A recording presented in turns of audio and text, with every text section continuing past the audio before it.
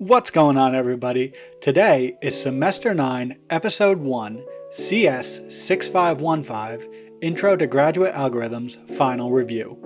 This class might be the most important class in the Georgia Tech OMSCS program, and I've got a lot to say about it, so let's get started.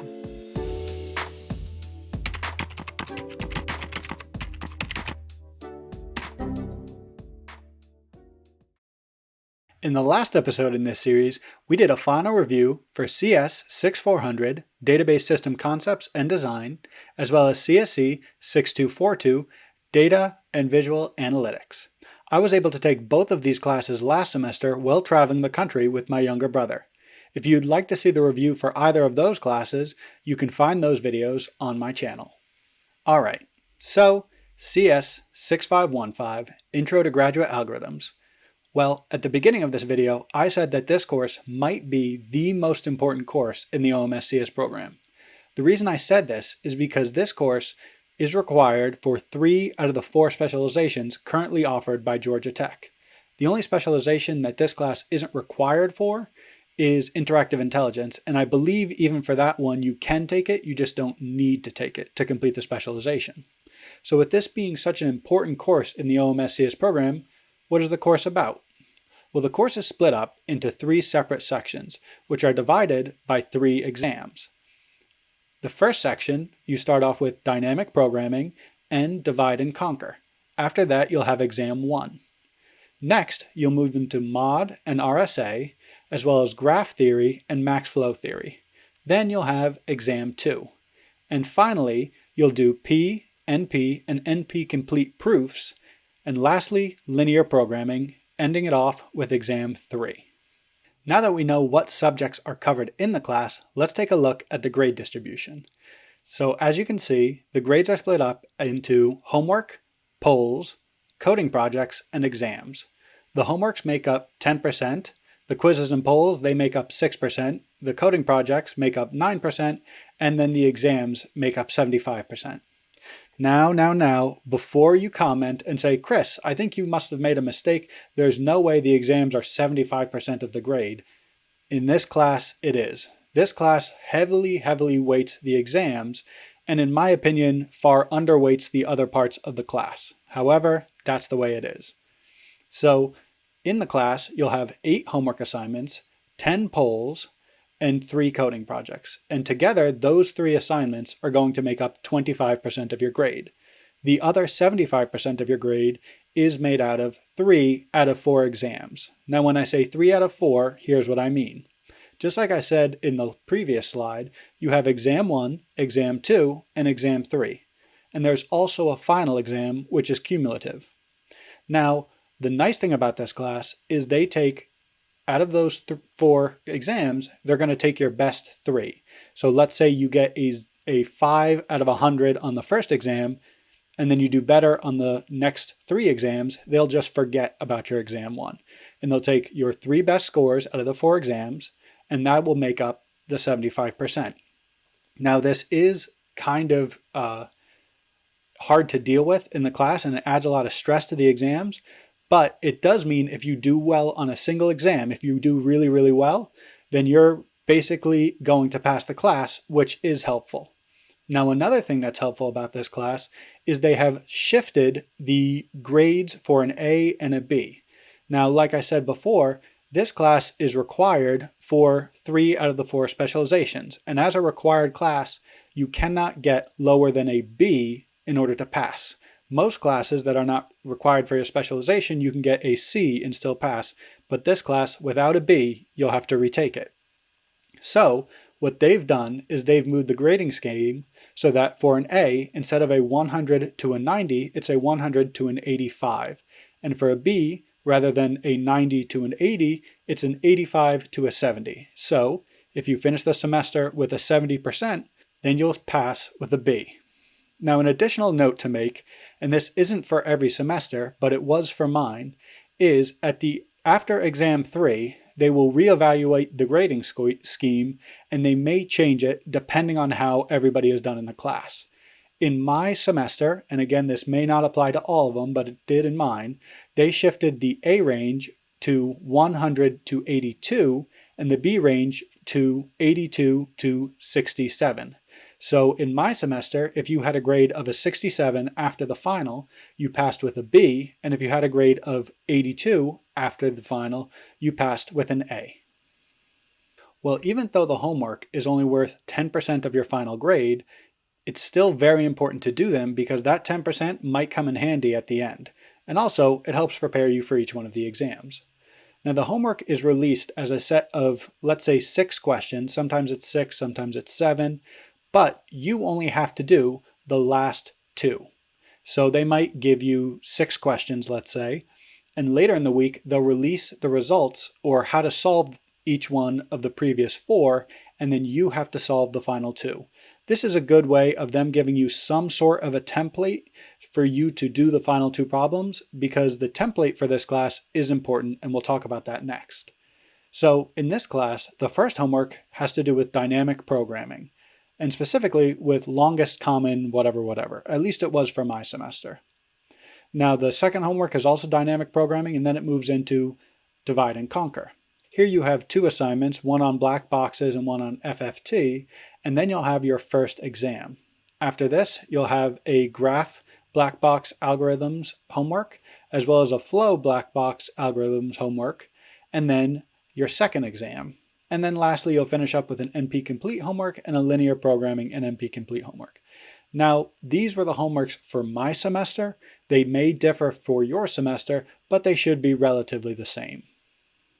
Now, like I said, in this class, the homework formatting is very important, and you can actually lose points for bad formatting.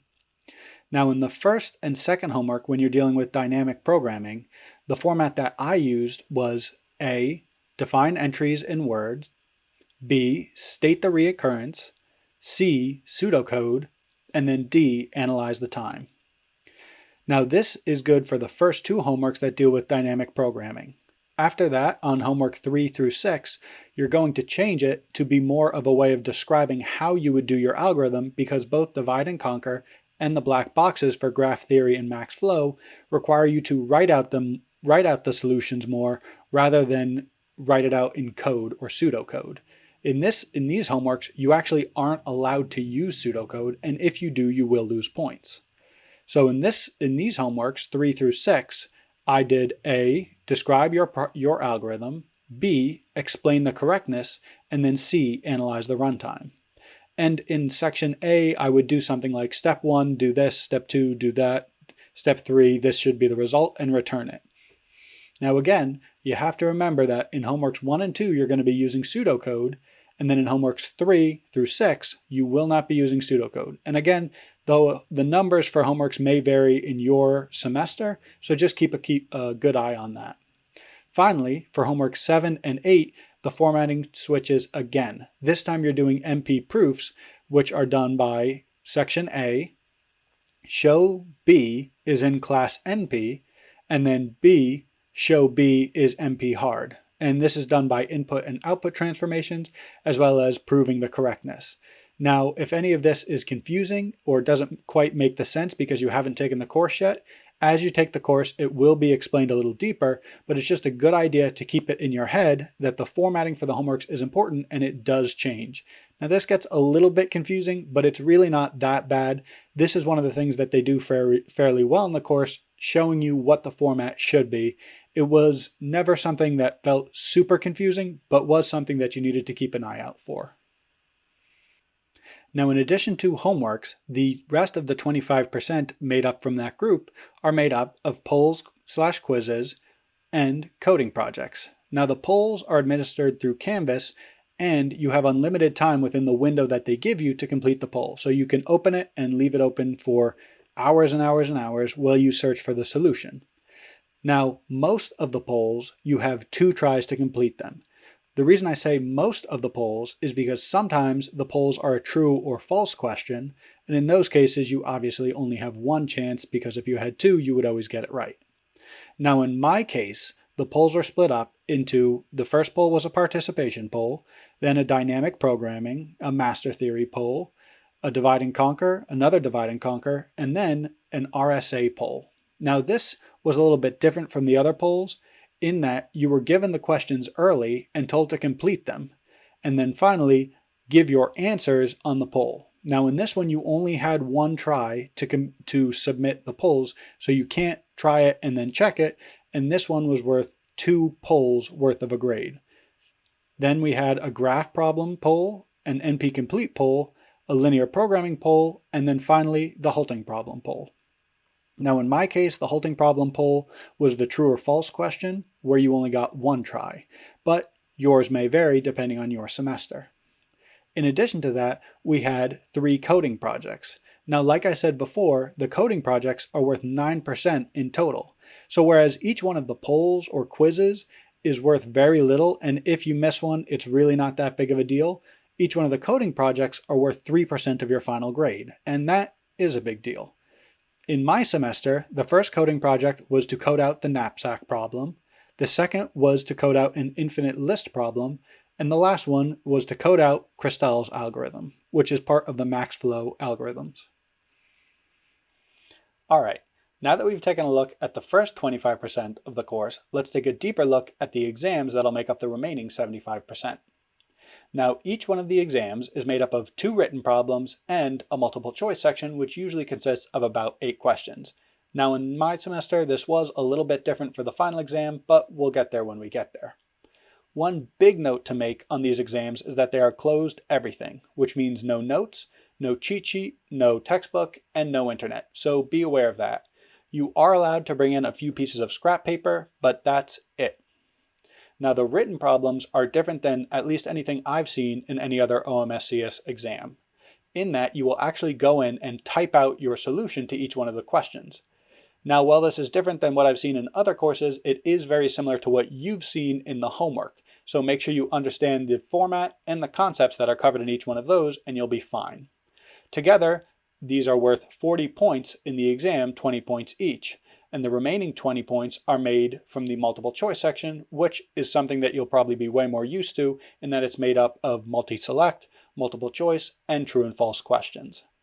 Now total, the exam is worth 60 points each, and you're given a very generous 180 minutes to complete the exam. And in my case, it never made me feel rushed at all to finish the exam. I felt like it was a very appropriate amount of time.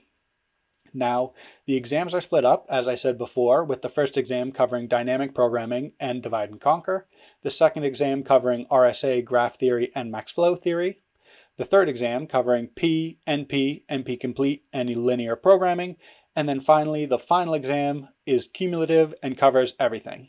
Now, in my semester, the final exam was made up of 3 written problems with no multiple choice section, so a little bit different, but your semester might be different from that. So just make sure you're on the forums and paying attention to what the TAs and the professor is saying, and you'll be up to date.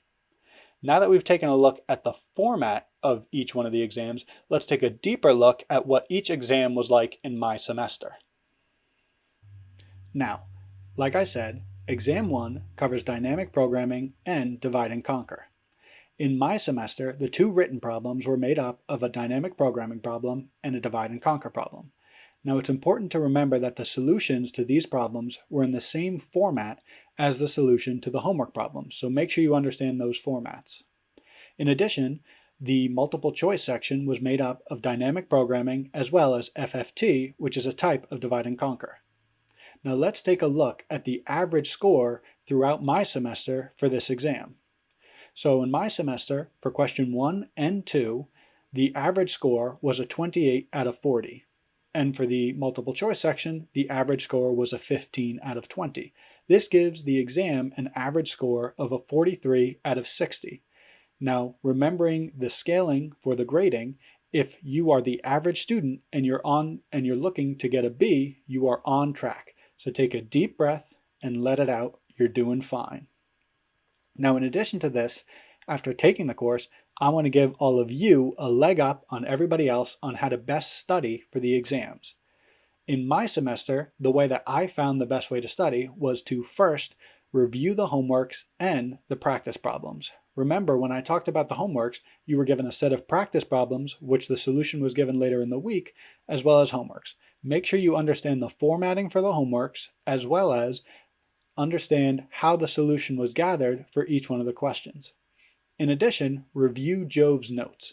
Now, Jove was a TA in my semester who did a great job of taking and condensing notes for each one of the sections. And these notes were helpful even beyond the notes that I took for each section. In addition, he gives a lot of the solutions to the practice problems as well as the homework problems after they're completed, and that's just a really easy and condensed way to get ready for the exam. And lastly, memorize the divide and conquer algorithms. Now this means two things. One, memorize the time complexity for each one of the algorithms, and two, make sure you understand how each algorithm is completed. In this section, we're not dealing with black boxes, so make sure you understand and can modify, if needed, any of the divide and conquer algorithms. Next, we move on to exam 2, which covers RSA, graph theory, and max flow. Now again, in my semester, the two written problems were made up of graph theory problems. And just like I said for the previous test, these solutions are the same formatting as the solutions to the homework problems, so make sure you understand that formatting. In addition, the multiple choice section was made up of a combination of RSA and max flow questions. Now again, taking a look at the average score for my semester, the average student scored a 28 out of 40 for questions 1 and 2, and 17 out of 20 for the multiple choice section, which is a little bit better than the last exam. In total, that means the average student scored a 45 out of 60, slightly better on this exam. So again, if you're looking for a B and you're the average student, deep breath in and out, you're doing fine. Now again, what's the best way to study for this exam? For me, again, it was review the homework and practice problems, review Jove's notes, and in this one, a little bit different, make sure you memorize the inputs and the outputs to all the black boxes.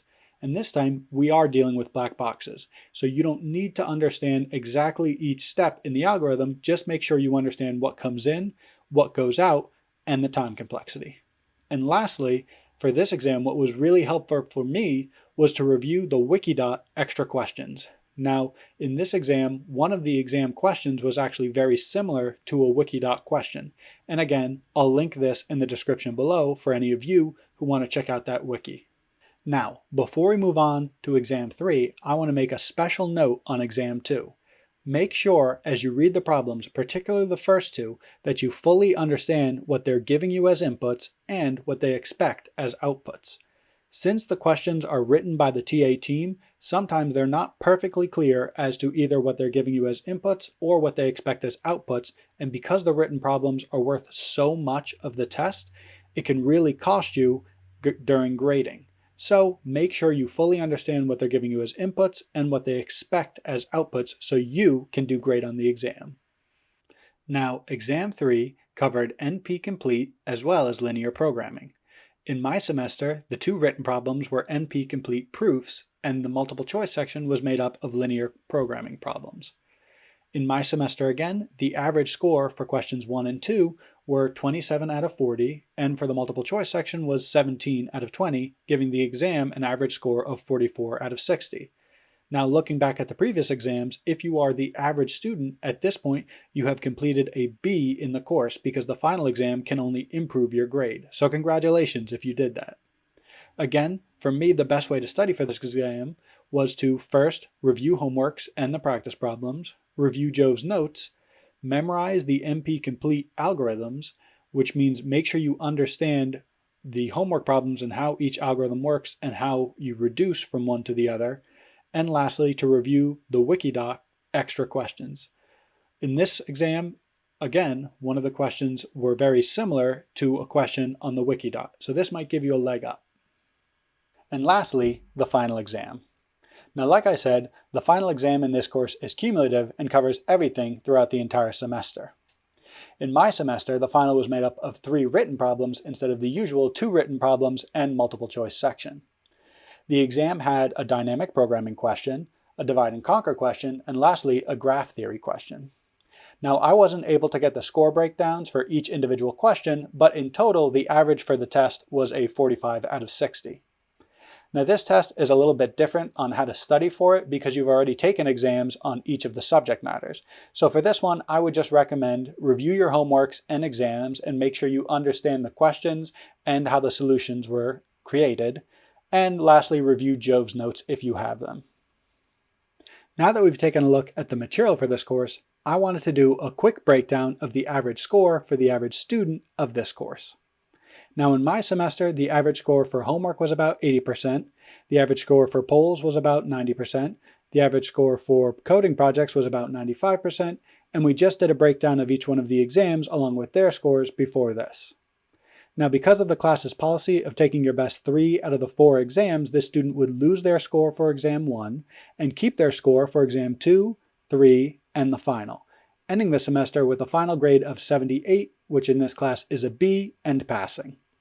I wanted to show this to all of you because I know that this class can seem intimidating, but in reality, it's really more middle of the pack in terms of OMSCS difficulty. And hopefully, this breakdown has given you more confidence when taking this course.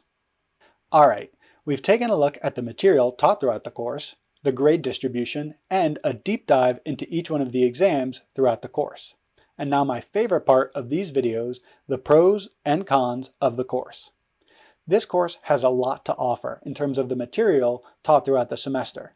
And I found it distinctly different than a lot of the other OMSCS courses I've taken because it spends a little bit less time on the programming and a little bit more time on the theory, which is a nice change. Additionally, the course takes your best 3 out of the 4 exams you take and has the option of ending early if you're one of the students who has an A before the final. Now while this class has a nice list of pros, it does come with a substantial list of cons. The first of which is the regrade policy.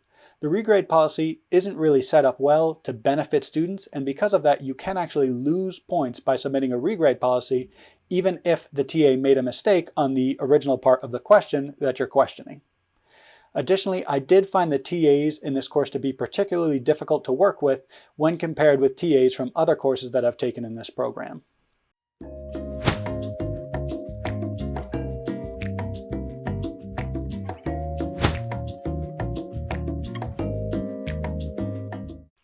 Also, the grade distribution of this course really isn't the best, and it adds a lot of additional stress onto each exam, while not really adding a lot to the material of the course. And lastly, because of the way the exams are structured, with those 2 written problems in the beginning, sometimes the exam problems aren't quite exactly clear, and because the exams are worth so much, it adds a lot of stress into each exam. And that's really my issue with the list of cons here. They do a lot to take away from the enjoyment of the course without really adding anything to the material of the course. And I believe that each one of these things could and should be fixed by Georgia Tech to really get this class to the next level. So who should take this course? Well, first of all, any student who's not getting their specialization in interactive intelligence has to take this course. So of course all of them. Additionally, the course does give a nice small introduction to dynamic programming, so if that's something that interests you, this might be a good course to look at. And now for the big question, would I take this course again? And for me, it really depends. I enjoyed a lot about the material of this course, but was really frustrated by the experience of this course. For me, it really depends on how the course is modified and improved in the future to, like I said when talking about the pros and cons of the course, really get it to the next level. Alright, well that was my review on CS6515, Intro to Graduate Algorithms. Now this course is one of the most, if not the most, popular course in the OMSCS program, so I'm expecting this video to make its rounds. If you have any questions on anything I said, or my opinion on the class, leave that in the comment section and I'll try to get to it as soon as I can. Now I know when I took this course there was a lot of pressure because it felt like the last hump I had to get over to complete my time in the OMSCS program. So hopefully this video has taken a little bit of that pressure off of you knowing what's coming. As always, if you enjoyed the video, please leave a like and subscribe.